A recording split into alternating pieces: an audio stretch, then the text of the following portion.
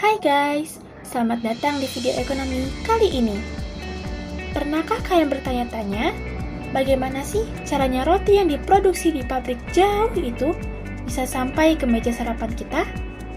Atau bagaimana ponsel terbaru yang dirakit di luar negeri bisa ada di tangan kalian? Jawabannya adalah distribusi. Distribusi bukan hanya sekedar mengantar barang loh. Ini adalah kegiatan ekonomi vital yang menjadi jembatan utama antara produksi dan konsumsi. Tanpa distribusi yang efisien, barang sebanyak apapun yang diproduksi tidak akan berguna bagi kita, para konsumen.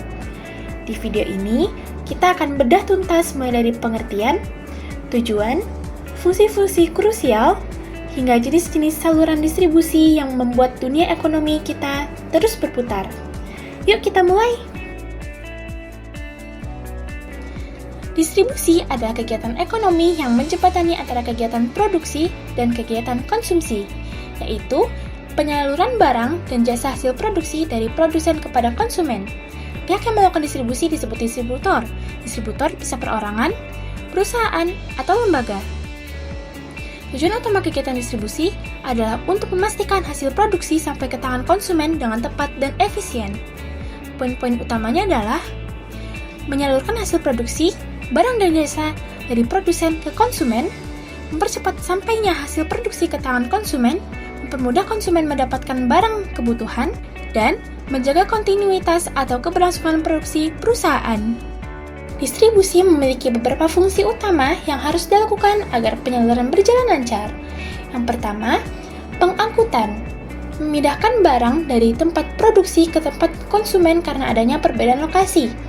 Yang kedua, penjualan dan pembelian, yaitu proses transaksi di mana terjadi pengalihan hak kepemilikan barang dari produsen ke perantara, dan akhirnya ke konsumen. Yang ketiga, penyimpanan, yaitu menyimpan barang dalam gudang untuk menjaga keutuhan, kualitas, dan memastikan ketersediaan saat dibutuhkan. Dan yang keempat, standarisasi mutu, yaitu menentukan kualitas, jenis, dan ukuran barang agar sesuai dengan harapan konsumen. Dan yang terakhir, atau yang kelima, penanggung risiko. Menanggung segala risiko yang mungkin terjadi selama proses penyaluran, misalnya kerusakan atau kehilangan. Berdasarkan cara penyalurannya, distribusi dibagi menjadi 3 jenis utama. Yang pertama adalah secara langsung, yaitu penyaluran barang dari produsen langsung ke konsumen tanpa perantara. Contohnya, petani menjual sayur langsung di pasar tradisional.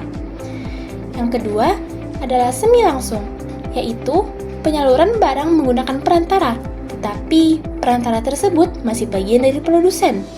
Contohnya, pabrik roti menjual produknya di toko milik pabrik itu sendiri.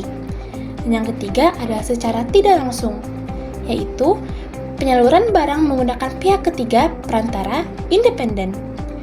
Dari produsen kepada agen atau grosir, melanjutkan kepada pedagang eceran, dan berakhir pada konsumen. Contohnya, pedagang deterjen menjual produknya kepada agen besar, yang kemudian menjualnya ke toko-toko kelontong atau minimarket, lalu baru dibeli oleh konsumen akhir.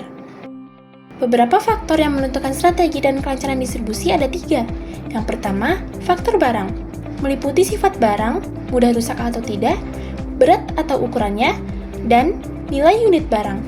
Yang kedua, faktor pasar, meliputi jumlah dan letak geografis konsumen, kebiasaan pembeli, tunai atau kredit, dan volume pesanan. Yang ketiga, faktor perusahaan, meliputi modal yang dimiliki perusahaan, volume penjualan, dan tingkat keuntungan yang diharapkan. Jadi, jelas ya guys, kegiatan distribusi itu adalah urat nadi ekonomi.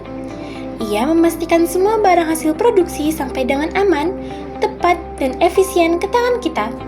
Ingat, produksi, distribusi, konsumsi, ketiganya adalah siklus yang tak terpisahkan. Sampai jumpa di materi ekonomi selanjutnya. Bye-bye! Selamat